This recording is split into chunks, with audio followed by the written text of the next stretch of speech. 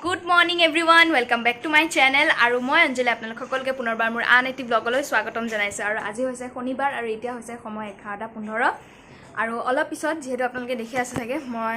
আধা আধুৰা ৰেডি মানে কাপোৰ চাপোৰ পিন্ধিছো আৰু অলপ ৰেডি হ'বলৈ আছে এতিয়া মই যাব লাগিব মানে যাব কাৰণে ওলাই আছো এক্সাম দিবলৈ তো বাহিৰৰ বতৰটো বহুত বেয়া মই আপোনালোকক দেখুৱাই আছো বেক কেমেৰাই দিম হেয়া এটা বজাত তাত ৰিপৰ্টিং টাইম হয় এক্সাম হলত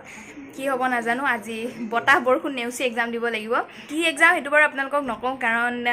চাকৰি কাৰণে বুলি ভাবি লওক আৰু নাপালে আকৌ পিছত লাজ পাম নহয় আপোনালোকৰ আগত সেইকাৰণে এতিয়া নকওঁ বাৰু কবি এক্সট্ৰা ফটো লগত লৈ যাব লাগিব আৰু হেতু মই ৰাস্তাত উলিয়াব লাগিব বৰ্তমান নাই মোৰ লগত সেইখিনিয়ে বৰষুণ নৰখিলে নাজানো আৰু কেনেকৈ যাম বাৰু যি কি নহওক আপোনালোকে ভিডিঅ'টো শেষলৈকে চাব আৰু আই হোপ আপোনালোকে এনজয় কৰিব ভিডিঅ'টো এণ্ড তাৰ আগতে এটা কথা কৈ দিওঁ যদি আজি আপুনি প্ৰথমবাৰৰ বাবে মোৰ চেনেলটো চাই আছে তেতিয়াহ'লে প্লিজ ছাবস্ক্ৰাইব কৰি দিব চেনেলটো আৰু কাষত থকা বেল আইকনটো দবাই দিব তেতিয়াহে মই নতুন নতুন ভিডিঅ' আপলোড কৰিলে আপোনালোকে নটিফিকেশ্যন পাব লগতে ভিডিঅ'টো যদি কিবা এটা কাৰণত ভাল লাগে তেতিয়াহ'লে এটা লাইক কৰিব সেইটো একেবাৰে বিনামূলীয়া লগতে কিবা যদি ক'বলগীয়া থাকে ভাল বেয়া তেতিয়াহ'লে মোক কমেণ্ট ছেকশ্যনত জনাব সেইখিনি তেন্তে আহক আজি ভিডিঅ'টো ষ্টাৰ্ট কৰোঁ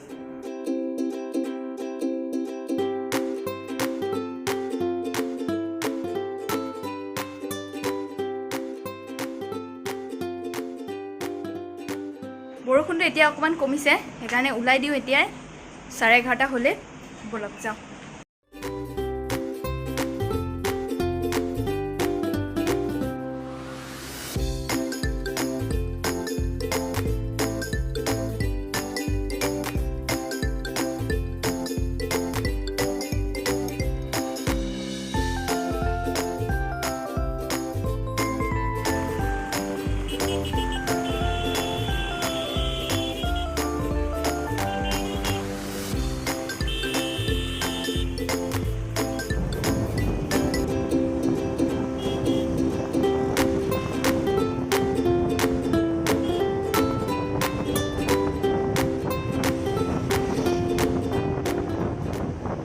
পালো আৰু এইফালে আছে সেন্টাৰ মই আপোনালোকক লগ পাই আছো এক্সাম শেষ হোৱাৰ পিছত ফাইনেলি এক্সাম শেষ আৰু মই কেমেৰাটোৰ ভিতৰত লৈ যোৱা নাই যদি লৈ গ'লোহেঁতেন তেতিয়া আপোনালোকক দেখুৱাব পাৰিলোঁ হয় ইমান ভিৰ বহুত ভিৰ আৰু মইতো ছেকেণ্ড বেটছত দিছোঁ আৰু এতিয়া থাৰ্ড বেটছ আছে এতিয়া বলক কিবা এটা খাম ৰাস্তাত পাৰিলে আৰু নোৱাৰিলে ডাইৰেক্ট ঘৰত গৈয়ে খাম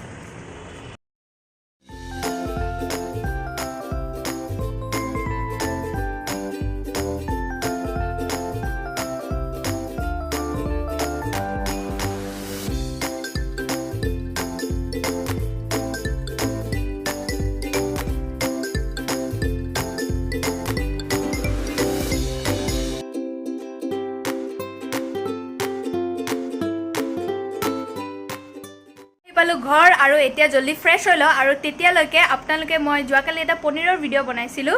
অকণমান ক্লিপছ লৈছিলোঁ মই ফ্ৰেছ অহালৈকে আপোনালোকে সেইটো এনজয় কৰক মই আজি আপোনালোকৰ লগত শ্বেয়াৰ কৰিম ভেলভেটি পনীৰৰ ৰেচিপিটো আৰু তাৰ কাৰণে প্ৰতিবাৰৰ নিচিনাকৈ কেৰাহীখন গৰম হ'বলৈ বহাই থৈছোঁ আৰু তাৰ পিছত তাত এড কৰি দিছোঁ পৰিমাণ অনুসৰি সৰিয়হৰ তেল আপোনালোকে কিন্তু ৰিফাইণ্ড অইলো ব্যৱহাৰ কৰিব পাৰে আৰু তেলৰ পৰিমাণ অকণ বেছি কাৰণ আমি তাত পিঁয়াজখিনি ফ্ৰাই কৰি ল'ম আৰু পিঁয়াজখিনি আমি ধুনীয়াকৈ এটা পিংকিশ গোল্ডেন কালাৰ অহালৈকে ধুনীয়াকৈ ফ্ৰাই কৰি ল'ব লাগিব চাওক মই দেখুৱাই দিছোঁ আপোনালোকক এনেকুৱা ধৰণৰ কালাৰ অহালৈকে ফ্ৰাই কৰি ল'ম আৰু তাৰ পিছত পিঁয়াজখিনিত আমি এড কৰি দিম ডাঙৰকৈ কাটি লোৱা বিলাহী আৰু বিলাহীখিনি ধুনীয়াকৈ একেবাৰে গলি অহালৈকে ফ্ৰাই কৰি ল'ম আপোনালোকে ঢাকি ঢাকি ধুনীয়াকৈ সিজাই ল'ব পিঁয়াজ আৰু বিলাহীখিনি একেলগে ধুনীয়াকৈ একেবাৰে ছফ্ট হোৱালৈকে সিজাই ল'ম এয়া চাওক মোৰ বিলাহীখিনি একেবাৰে গলি গৈছে আৰু এইখিনি আমি এতিয়া তুলি ল'ম আৰু ঠাণ্ডা হ'বলৈ দিম আমাৰ নেক্সট কামটো হৈছে এটা মিক্সাৰ বনাই লোৱা আৰু তাৰ কাৰণে মই লৈছোঁ ইয়াত 3 চামুচমান দৈ আৰু চেষ্টা কৰিব যাতে দৈৰ পৰা পানীখিনি আঁতৰাই ল'ব পাৰি যিমানখিনি পৰা যায় সিমানখিনি পানীখিনি আঁতৰাই ল'ব তাৰপিছত তাত মই এড কৰি দিছোঁ জলকীয়া গুড়ি আৰু ধনিয়া গুড়ি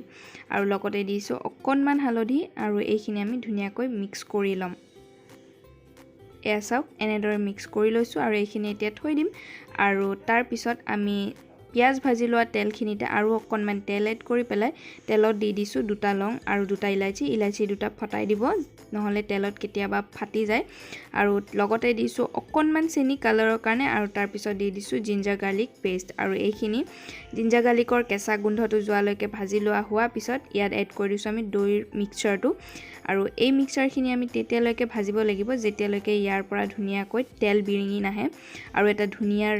কালাৰ নাহে কাৰণ আমি ইয়াত জলকীয়া গুড়ি যেহেতু দিছোঁ ধুনীয়া কালাৰ এটা আহিব গতিকে আমি তেতিয়ালৈকে ফ্ৰাই কৰি ল'ব লাগিব এয়া চাওক মোৰ মছলাখিনি ভজা হৈ গৈছে আৰু কিমান ধুনীয়া এটা কালাৰ আহিছে নেক্সট কামটো হৈছে আমি যিখিনি পিয়াজ আৰু বিলাহী ভাজি লৈছিলোঁ সেইখিনি ধুনীয়াকৈ একদম স্মুথ পেষ্ট বনাই লোৱা আৰু সেইখিনি পেষ্ট বনাই লৈ আমি মছলাখিনিত এড কৰি দিম মছলাখিনিৰ সৈতে মিক্সচাৰটো মই খুব ভালদৰে ভাজি ল'ম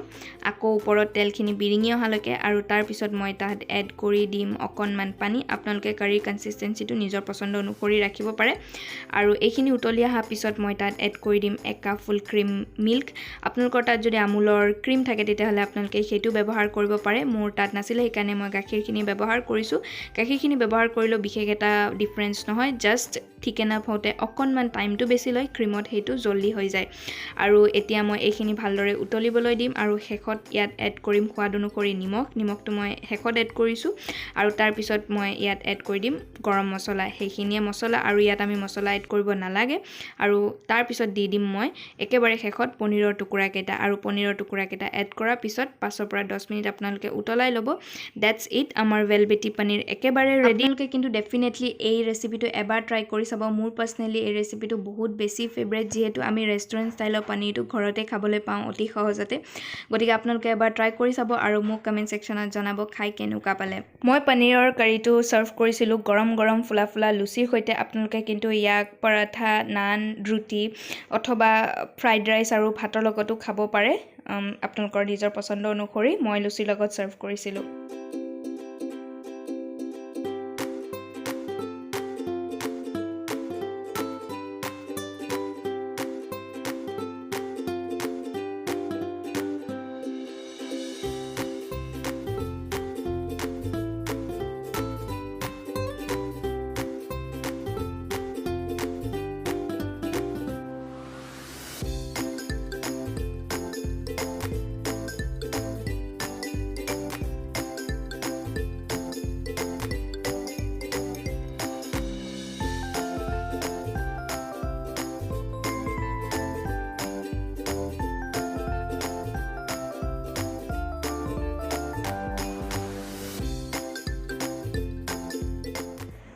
ফ্ৰেছ হৈ অকণমান ৰেষ্ট কৰিলোঁ আৰু এতিয়া হৈ আছে ফেমিলি টি টাইম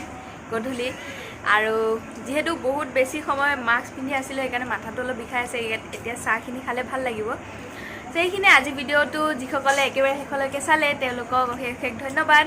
আৰু যোৱাৰ আগতে লাইকটো কৰিবলৈ নাপাহৰিব আৰু কমেণ্ট কৰি জনাব কেনেকুৱা পালে তেন্তে আজিলৈ আহিছোঁ পুনৰবাৰ লগ পাম এটা নতুন ব্লগৰ সৈতে বাই বাই